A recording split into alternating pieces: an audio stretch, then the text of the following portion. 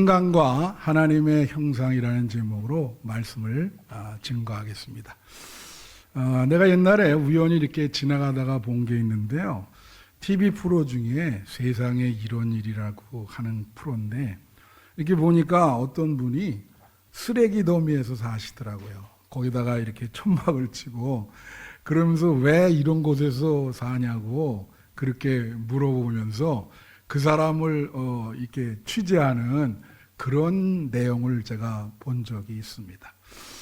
여러분 사시는 환경이 어떠신가요? 제가 한번 물어보고 싶은데, 자, 하나님은요 그렇게 인간을 쓰레기 더미에서 살라고 우리를 만드신 게 아닙니다. 창세기에 보면 1장에 하나님 창조의 중심은 사람이에요. 사람이 잘 살기 위해서 처음에 좋은 환경을 이 식물과 빛과 뭐 이런 거를 만드시고 그 다음에 사람을 만드셔서 거기 거하면서 행복하게 살려고 그렇게 해주신 거거든요. 그래서 하나님이 인간을 만드실 때 인간이 좋은 환경에 살도록 배려하신 것을 볼 수가 있어요. 그래서 그게 정원도 만들어 주시고 그렇게 한 것을 우리는 창세기에서 볼 수가 있는데, 자, 다른 거는 말씀으로 만드셨거든요. 빛이 있으라 그러면 있고. 근데 인간은 말씀보다도 이 방법이 다릅니다. 그래서 오늘 본문에 보면 뭐라고 말하냐면 내가 그러니까 우리가 우리의 모습, 쉽게 말하면 하나님이 사람을 만들 때는 하나님의 형상과 하나님의 모습대로 만든 거예요. 그러니까 우리는 그 귀절을 잘 보셔야 되는 게, 여러분 예를 들면 돼지는 돼지처럼 만들었어요. 그렇죠? 뭐 곰은 곰처럼 만들고. 근데 사람은요 그렇게 동물처럼 만든 게 아니고 하나님의 모습으로 만드는 겁니다. 믿으십니까? 이게 되게 중요한 그 진리인 거예요. 동물과는 완전히 차이가 나죠. 그냥 동물은 그냥 흙으로 그렇게 빚은 거고, 사람은 본문에 의하면 하나님의 형상, 하나님의 씨를 거기다 집어넣었다 하는 거예요. 그래서 새벽기도 시간에 제가 잠깐 언급을 했지만 창세기 이렇게 만들어 놓고 하나님이 창세기 1장 26절부터 28절까지 29절까지 보면은요, 하나님이 그 4가지 선물을 주세요. 그래서 빨리빨리 그 새벽기도 때 제가 말씀을 드렸는데, 여기 보면 우선 하나님이 이르시되 우리의 형상을 따라 우리의 모양대로 사람 만들자. 첫 번째 선물은 하나님의 모습을 주었다는 거예요. 하나님의 씨를 여러분에게 선물로 주었다는 거예요. 그래서 여러분에게 신적인 모습이 있습니다. 그게 선물로 준 거예요. 그 다음에 여기 보면 모든 것을 다스리게 하자. 두 번째 선물이 자연 만물을 다스리는 권세를 주신 거예요. 근데 이거는 책임도 있어요. 그죠? 자연 만물을 잘 다스리셔야 돼. 하나님이 그런 권세를 선물로 준 거예요. 사람이 그걸 잘 다스리라. 그 다음에 27절에 오면 여기 뭐라고 나오냐면 하나님이 자기 형상 곧 하나님의 형상대로 사람을 창조하시되 남자와 여자를 창조하신 거예요. 홀로 있는 것이 외롭기 때문에 이렇게 남자와 여자와 가정과 관계를 주신 거예요. 어떤 신학자가 이걸 해석하면서 태초에 관계가 있었다, 그렇게 해석하는 분이 있어요. 근데 그 관계는 하나님이 여러분에게 이런 관계를 준 거는 여러분이 외롭기 때문에 이렇게 관계 서로 사랑하면서 행복하게 하려고 하는 거지, 싸우려고 이 관계를 준 게 아닙니다. 하나님이 관계를 여러분에게 이렇게 선물로 주신 거예요. 그 다음에 마지막으로 준 게 28절에 오면 여기 29절 하나님이 이르시되 내가 온 지면에 씨 맺는 모든 채소와 씨 가진 열매 모든 나무를 너희에게 주노니 너희의 먹을거리가 되리라. 하나님이 먹을거리를 주신 거예요. 여러분에게 먹을거리. 근데 여러분, 하나님 믿으면서도 평생 동안 먹는 문제 가지고 고민하는 분 많잖아요. 그게 생존의 문제니까. 근데 여러분, 이 본문을 믿으셔야 됩니다. 하나님이 남은 생에 여러분에게 충분한 먹을거리를 주실 줄로 믿습니다. 그 먹을거리를 이렇게 만들어 놓은 거예요. 너가 원하는 대로 먹으라. 이건 선물이야. 은혜고. 예. 그러면 이 하나님의 형상으로 어떻게 만들었나? 창세기 1장 26절을 다시 한번 보면요. 26절을 보여주세요. 창세기 1장 26절. 네. 예. 여기 보면 하나님이 이르시되 우리의 형상을 따라 우리의 모양대로 우리가 사람을 만들고 그랬잖아요. 여기 차이점을 보시죠. 뭐라 하냐면 하나는 하나님의 형상이라 그러고 또 하나는 우리의 모양대로 그랬어요. 근데 이게 히브리어 단어가 다릅니다. 예. 그래서 비슷하면서도 이럴 때 이제 원어를 우리가 이렇게 봐야 되거든요. 그래서 여기에 형상이라는 말은 히브리어로 제렘이라고 하는 말인데 이거는 새기는 거예요. 새기다. 새기는 거 있죠? 이렇게.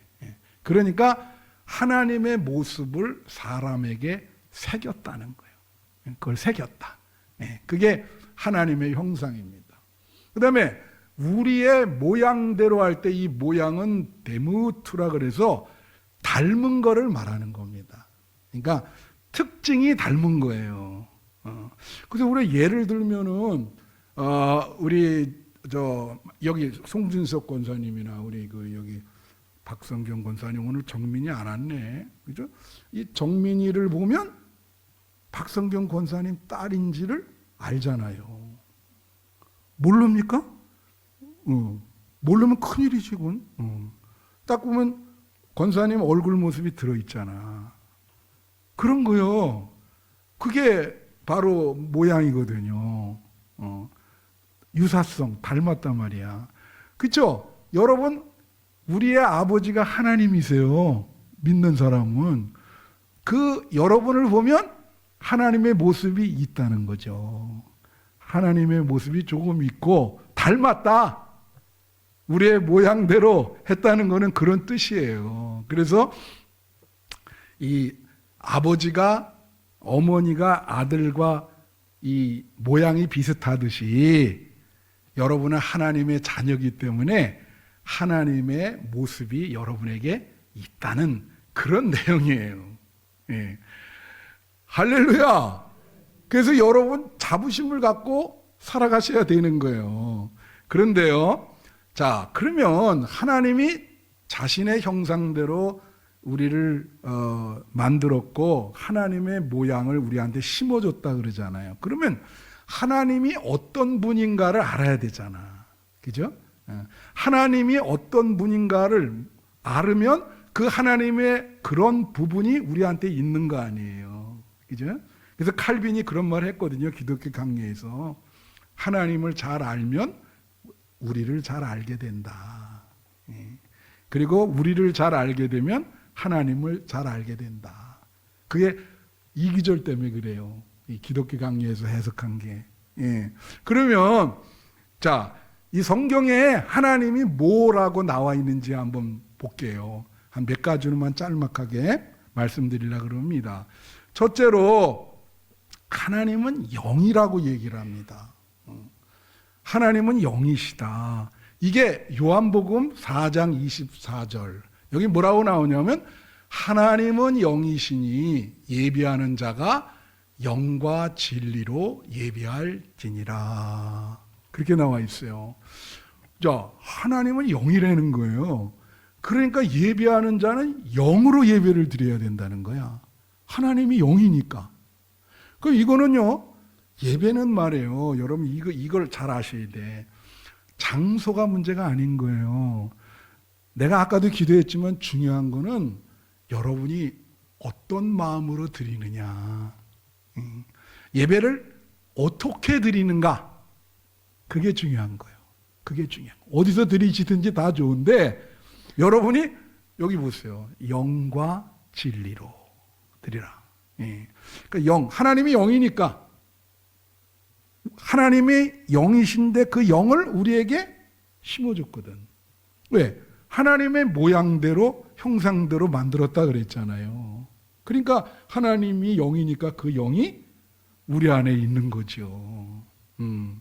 그래서 제가 언제 한 말씀드렸지만 그 워치만 리라고 하는 사람이 영에 속한 사람에서 영에 속한 사람의 특징, 혼에 속한 사람의 특징, 육에 속한 사람의 특징을 얘기하거든요. 근데 영에 속한 사람의 특징을 세 가지로 얘기합니다. 영이니까. 그래서 뭐라고 얘기냐면 영에 속한 사람, 그 사람은 영이 많이 성장한 사람이에요. 신앙생활을 하니까. 하나님이 다 심어줬지만 세상 사람들 중에 하나님을 안 믿는 사람은 당연히 그게 퇴화되죠. 그죠? 그게 깊숙이 있는데, 뭐 예배도 안 드리고 기도도 안 하고, 뭐 그러니까 그게 당연히 퇴화되는 거예요. 그게. 그래서 이제 그게 이렇게 성장이 되면 이 영에 속한 사람의 영은 그러니까 하나님이 영이시니까 하나님과 교제를 할 수 있다는 거예요. 사귈 수 있다는 거. 여러분, 하나님과 사귀는 것이 쉽지 않습니다. 영에 속한 사람만이 영으로 하나님을 볼 수 있고, 영은 보이지 않잖아요. 그래서 우리는 보이지 않는 세계를 보는 거거든요. 신앙이라고 하는 것은 내가 보이지 않는 세계와 연결되어 있다는 확신이거든요. 근데 보이지 않는 세계가 잘 안 보이시면 신앙생활 어렵지. 하나님과 교제를 나눠야 되는데. 그리고 또 하나는 뭐냐면 영적 직관을 얘기했어요. 직관이라는 말은 예지력을 말하는 거거든요. intuition. 그래서 설명을 하면 어떤 거냐면 왜 인도네시아 쓰나미 할 때 거기 곤충들은 일주일 전에 벌써 다 도망갔어요. 예지력이 있어가지고. 왜 도망갔는지 아세요? 이 땅이 조금씩 막 흔들리는 거야. 인간만 못 알아차려. 동물은 이게 센스가 이게 아주 잘 돼 있으니까 딱 안 돼. 그래서 영적인 직관이 있는 사람은 영적으로 만약에 어떤 어려움이 올 것이다. 이 직관, 마음에 영이 하나님이 그걸 보여주죠. 내가 어떤 얘기 들으면 어떤 시골에서 어떤 분이 이제 기도하는 여자분인데 버스를 탔어요. 그래서 막 그 안에서 또 기도를 해. 막 기도를 해. 그러니까 근데 갑자기 그러는 거예요. 운전사 아저씨, 저 여기서 내려주세요. 하나님이 내리라 그러네. 예? 이 사람 무슨 소리를 하십니까? 지금 아니에요, 난 내려야 돼요. 예. 그래 자꾸 그러니까 내려줬어. 그러다가 그게 얼마 한 10분 후에 가다가 그 버스가 절벽에서 굴른 거예요. 이거 싫어합니다. 영에 속한 사람은 그런 영적인 직관이 있는 거예요. 이게 알죠, 이거를. 예. 무슨 말씀인지 아세요? 그 다음에 또 무슨 얘기를 했냐면은 워치만이가 영에 속한 사람 중에 세 번째 요소는 양심이라 그랬어요. 그래서 영에 속한 사람이 죄를 지을 때는 엄청나게 괴로움과 고통이 뒤따른다. 그게 영. 그래서 여러분, 세상 안 믿는 사람이 여기 그냥 예배 보러 들어왔다. 제 설교를 이해할까요? 못합니다. 그래서 교회 그런 사람이 들어오면 6개월 동안 교육을 시켜야 돼. 세상 때를 벗어버리고 영의 세계로 들어오게 그렇게 해야 되거든. 여러분 잘 알잖아요. 니고데모가 예수님께 와서 천국을 가려면 어떻게 해야 되냐. 그랬더니 예수님이 물과 성령으로 거듭나야 된다 그랬더니 뭐라 그랬어요? 그럼 내가 엄마 뱃속에 다시 들어가야 됩니까? 야, 이거 완전 정신이 이상하죠. 아니 그 큰 몸으로 어떻게 엄마 뱃속에 다시 들어가요? 이해가 안 되는 거지. 세상적으로만 생각하는 거예요. 여러분 중에 혹시 이 자리에 앉아 있는데 아직도 육의 마음, 세상적인 이런 흐름과 그런 판단으로 이 자리에 앉아 계신 분이 계신지 모르겠어요. 그러니까 그런 분들은 하나님이 개조 작업을 하시는 거예요. 계속 영적인 세계를 볼 수 있도록, 천국을 볼 수 있도록. 그래서 아까 그 노래가 그래서 그 한 거거든. 천국에서 만나 볼 수 있도록. 그래서 여러분, 하나님은 영이십니다. 영으로 예배 드리셔야 되는 거예요. 여러분의 어떤 지식으로 예배 드리는 게 아니에요. 둘째로, 하나님은 사랑이시라 그래요, 성경에. 이 귀절은 엄청 많이 나와요. 제일 많이 나오는 게 요한일서인데, 요한일서 4장 7절부터 8절에 보면 이런 말이 있습니다. 사랑하는 자들아, 우리가 서로 사랑하자. 사랑은 하나님께 속한 것이니 사랑하는 자마다 하나님으로부터 나서 하나님을 알고, 8절에 사랑하지 아니하는 자는 하나님을 알지 못하나니 이는 하나님은 사랑이심이라. 여기 나오잖아요. 사랑하지 아니하면 하나님을 알지 못한대. 이유는 하나님은 사랑이야. 그러니까 하나님이 여러분에게 사랑의 씨를 심어준 거거든요. 사랑할 수 있는 능력을 여러분에게 심어준 거예요. 근데 그것을 상실할 수가 있죠, 사람이. 심어줬는데 하나님 모습대로 만드는 거거든요. 자, 하나님이 사랑이다 그럴 때 우린 두 가지를 생각해야 됩니다. 하나는 하나님이 여러분을 사랑하신다는 거예요. 이 칼바르트라고 하는 독일의 신학자가 성경책 한 권을 한 줄로 요약하면 하나님이 죄인 된 인간을 사랑하신다. 할렐루야. 그게 한 줄이에요. 하나님의 사랑. 노래에 있다 그랬잖아요. 하나님이 세상을 이처럼 사랑하사 독생자를 주셨으니 누구든지 저를 믿으면 멸망하지 않고 영생을 얻을 것이다. 그래서 스바냐 3장 17절 한번 보세요. 여기 보면 너희 하나님 여호와가 너희 가운데 계시니, 이 노래도 있어요. 그는 구원을 베푸실 전능자이시라. 그가 너로 말미암아 기쁨을 이기지 못하시며 너를 잠잠히 사랑하시며 여러분을 조용히 사랑하신다는 거예요. 이 안 나타나는 것 같지만 뒤에서 여러분을 조용히 다 이렇게 품고 사랑한다는 거야. 그래서 여러분, 세상에서 여러분들이 무시를 당해도 이 교회에 오면 여러분은 귀한 존재입니다. 왜냐하면 하나님이 사랑하니까. 여러분 하나님의 자녀니까. 그러니까 교회에서는 정말로 여러분이 마음껏 하나님을 찬양하고 마음껏 행복을 누리셔도 되는 거죠. 그런데 또 하나는 뭐냐면 하나님이 우리를 사랑하기 때문에 그 사랑을 우리한테 줬기 때문에 우리도 서로 사랑하라는 거지. 이게 요한복음 15장 12절에 나와요. 예수님이 한 말이에요. 내 계명은 곧 내가 너희를 사랑한 것 같이 너희도 서로 사랑하라. 그러니까 하나님이 우리를 사랑했듯이 너희도 서로 사랑하라는 거야. 그러니까 그걸 심어준 거죠. 내가 너희를 사랑하고 내 사랑을 너희한테 심었으니까 너희도 사랑하라. 그래서 아까 그 본문에 창세기 1장 27절에 오면 27절 창세기 여기 보면 하나님이 자기 형상 곧 하나님의 형상대로 사람을 창조하시되 남자와 여자를 창조하시고 그걸 선물로 줬다 그랬잖아요. 외로우니까. 자, 여러분 그거 아세요? 여기 부부들이 참 많으신데 관계는 축복이거든요. 근데 모든 관계에서 가장 기본적인 관계가 부부관계입니다. 이 부부관계가 이게 참 신비한 게 전혀 모르던 사람이 결혼해서 가정을 이루고 자녀를 낳고 사회를 이루잖아요. 얼마나 신비롭습니까? 그죠? 이게 기초인 거예요. 남자와 여자로 창조하시고 그래서 여러분이 부부 관계를 서로 사랑으로 잘 유지하셔야 돼요. 그게 하나님이 원하는 거예요. 믿으십니까? 이게 남자와 여자로 창조하시고 사랑, 관계를 주셨다니까.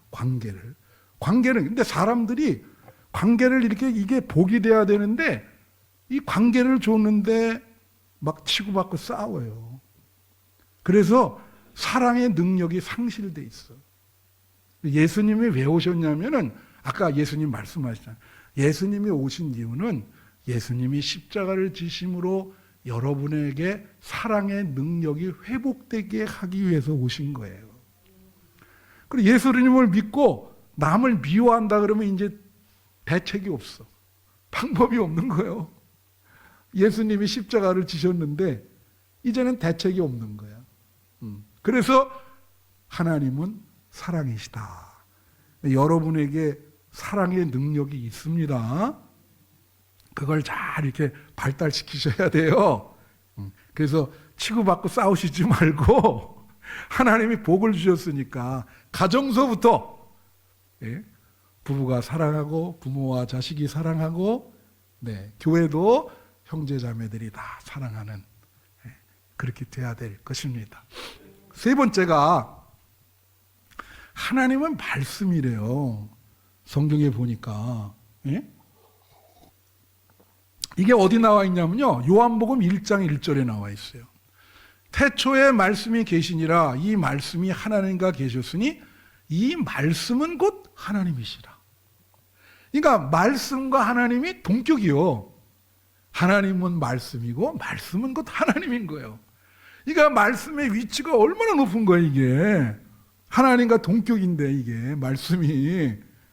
그러니까 하나님 형상대로 여러분을 창조했다는 것은 여러분 안에 하나님이 말씀을 집어넣으셨다는 거예요.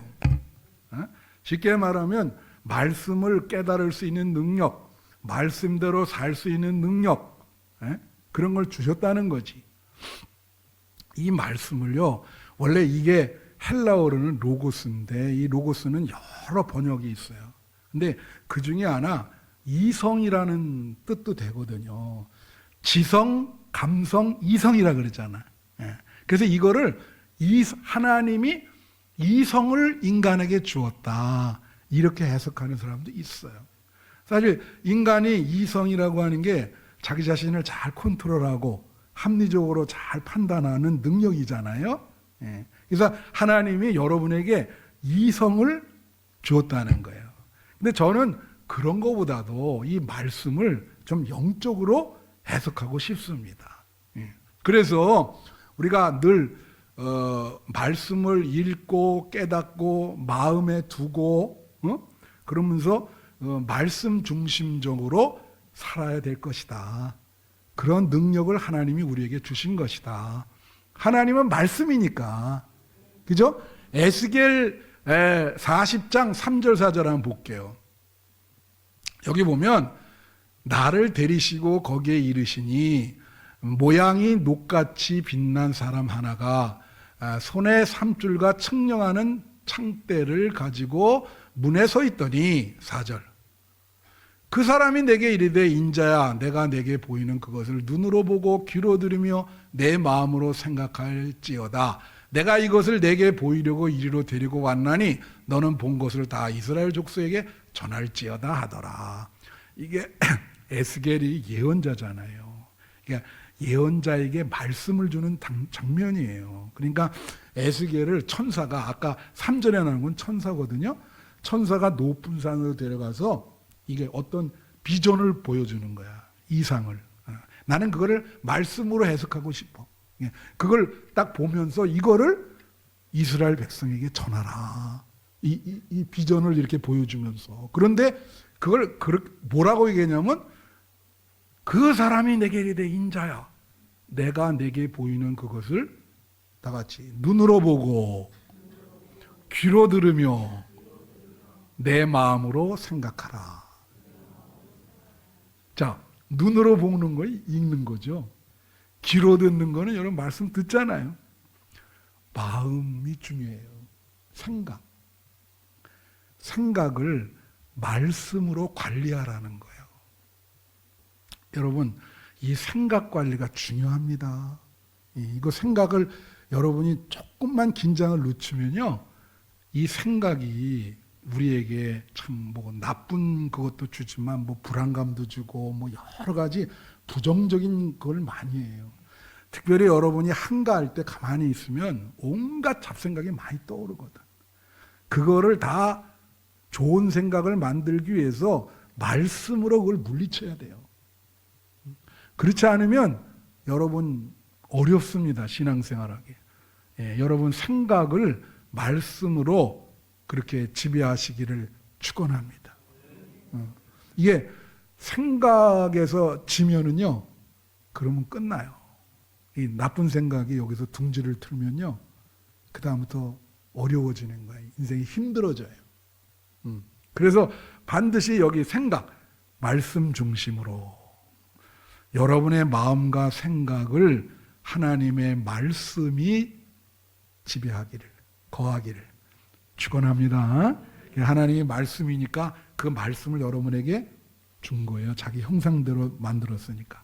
마지막 네 번째는 여기가 이제 끝인데, 하나님은 빛이래요. 성경에 보면 그게 요한일서 1장 5절에 나와 있습니다. 여기 보면 우리가 그에게서 듣고 너에게 전하는 소식은 이것이니 곧 하나님은 빛이시라 그에게는 어둠이 조금도 없으시다는 것이죠.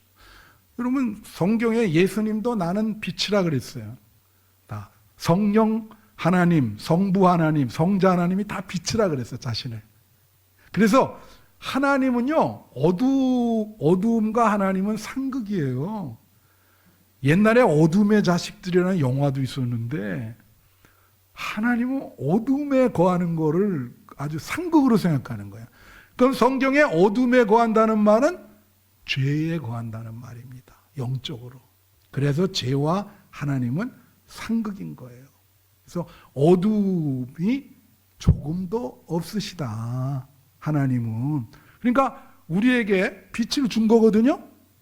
그럼 빛은 두 가지 역할을 해요. 여기서 이것도 두 가지예요. 그 빛이 우리를 좋은 길, 선한 길로 인도한다는 거예요. 이게 칠흑같은 어두움에서는 어떤 길이 옳은 길인지 모르잖아요. 좋은 길인지. 근데 하나님이 우리에게 빛을 비춘다는 거지. 그게 고린도후서 4장 6절에 나와요. 보시면 어두운 데에 빛이 비치라 말씀하셨던 그 하나님께서 예수 그리스도의 얼굴에 있는 하나님의 영광을 아는 빛을 우리 마음에 비추셨느니라. 하나님의 빛, 예수님의 빛을 하나님께서 여러분 마음에 비췄다는 거예요. 마음에 비춰서 어두운 마음이 물러가게. 마음이 어두우면 여기 얼굴이 나오잖아요. 얼굴도 어두워요. 그 어두운 마음을 환한 빛을 비추셔가지고 마음에 그걸 물러가게 했다는 거예요. 예. 그럼 여기서 중요한 게 있어요. 이게 뭐가 중요하냐? 이제 거의 다 왔는데, 우리가 하나님의 형상을 잃어버리면 안 되잖아요. 그 귀한 선물인데 그걸 유지해야 되잖아요. 그죠? 그래서 세상 사람들이 여러분을 보고, 야, 예수님의 모습이 조금 있네. 예? 하나님의 모습이 조금 있네. 예. 그렇게 해야 되잖아요. 예? 근데 성도가 이렇게 한데, 넌 완전히 여우 모습이 너한테 있다? 뭐 이런 얘기를 들으면 되겠습니까? 예? 재미나는 얘기 하나 해드릴게요. 이 그리스 신화에서는요, 사람을 갖다가 6종류인가 그렇게 나눠요. 제일 큰 게 신이고, 신과 인간의 중간에 있어요. 반신, 반인. 예. 여러분 신화에 보면 나옵니다. 그게 반은 인간이고 반은 신이에요. 이게 슈퍼 히어로라 그러죠. 그리고 인간이 있어. 그 인간 밑에 동물이 있는데 그 인간과 동물 사이에 또 반인 반수가 있어요. 이 동물을 금수라 그러잖아요. 여러분 스핑크스 알죠? 그게 그거예요. 얼굴 모습은 인간인데 다리는 말다리 비슷한 거 하고 있잖아. 그게 반인 반수야. 그리고 이제 동물이 있는 거예요. 왜 내가 이런 얘기를 했냐? 내가 여기서 몇 번 얘기했지만 그 한스 킹이라는 사람이 왜 그리스도인인가라고 하는 책을 썼는데 그게 그 책을 통해서 오카는 목사라는 분이 굉장히 은혜 받은 책이에요. 그게 카톨릭 신부가 쓴 책인데 그 사람이 파문당했어요. 너무 이 개혁적인 얘기를 하니까. 근데 그건 이 얘기예요. 내가 여러분한테 많이 얘기해서 한 거예요. 그 내용은 뭐냐면 이런 얘기입니다. 그 사람은 사람이 사람답게 하나님이 만들어주신 사람이잖아요. 거기에 하나님 형상이 있잖아요. 그죠? 사람이 사람답게 사는 게 어렵다는 거야. 그래서 기독교인이 그냥 사람답게만 살아도 A 정도는 받을 수 있는 거예요. 근데 이 기독교인들이 말이요, 사람답게 못 사는 사람들이 많은 거예요. 근데 그분은 뭐라고 했냐면, 기독교인이 되는 거는 사람답게 사는 것보다 훨씬 수준이 높은 거라 그랬어요. 그렇죠. 왜냐하면 신앙생활을 하는 사람인데, 훨씬 높죠.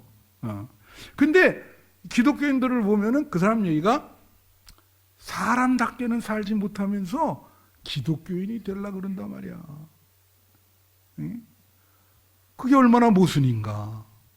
사람의 기본 상식과 예의도 못하고 사람 사회에서의 어떤 선을 넘으면 안 된다는 모든 것을 다 사람답게 지켜야 되는데 그걸 안 하면서 자꾸 높은 기독교인이라고 자꾸 그러니 그래 그런 사람한테는 먼저 사람이 되어라. 예. 그렇게 먼저 사람이 되라. 아유, 여러분, 사람이 동물처럼 사는 사람 많습니다. 제가 매일 아침 신문 보지만 이거는 인간이 아니에요. 예. 온통 그런 사람 천재예요. 근데 다행히 기독교인이 아니길 바랍니다. 만약 기독교인이 그렇다면 이건 큰 문제지요. 사람답게 사는 거는 둘째치고 동물처럼 산다는 게 기독교인이 그게 말이 되겠어요. 그래서 이제 여러분 제가 새벽기도 시간에 했는데 이제 끝입니다. 야곱이 형한테 죄를 졌잖아요. 장자권을 뺏었잖아요. 그래서 그런데 이제 에서가 용서를 해줘요. 참 그 용서하기 어렵잖아요. 그랬을 때 야곱이 그 용서한 에서를 만날 때 한 말이 있습니다. 그게 창세기 33장 10절이에요. 야곱이 이르되 그렇지 아니하나이다. 내가 형님의 눈앞에서 은혜를 입어 싸우면 청하건대 내 손에서 이 예물을 받으소서. 내가 형님의 얼굴을 본즉 하나님의 얼굴을 본 것 같사오니. 할렐루야. 그 용서하는 형님의 얼굴이 하나님의 얼굴 같다는 거야. 예? 하나님의 얼굴을 본 것 같아요. 야곱이 잔머리 많이 굴리는 사람이거든요. 이때는 그 형의 그 용서 너무 감격한 거죠. 그래서 저는 여러분들 세상 사람들이 모습을 보고 아유 당신의 얼굴 속에 예수님의 얼굴이 조금 있어. 조금. 그 하나님의 모습이 조금 있네. 나도 교회 나가볼까? 그런 성도가 되기를 바랍니다. 네. 명심하세요. 여러분은 하나님의 형상대로 지음받은 사람이요. 동물과 다릅니다. 그 형상을, 그 하나님의 씨를 남은 생에 꼭 지키시기를 축원합니다. 기도하겠습니다.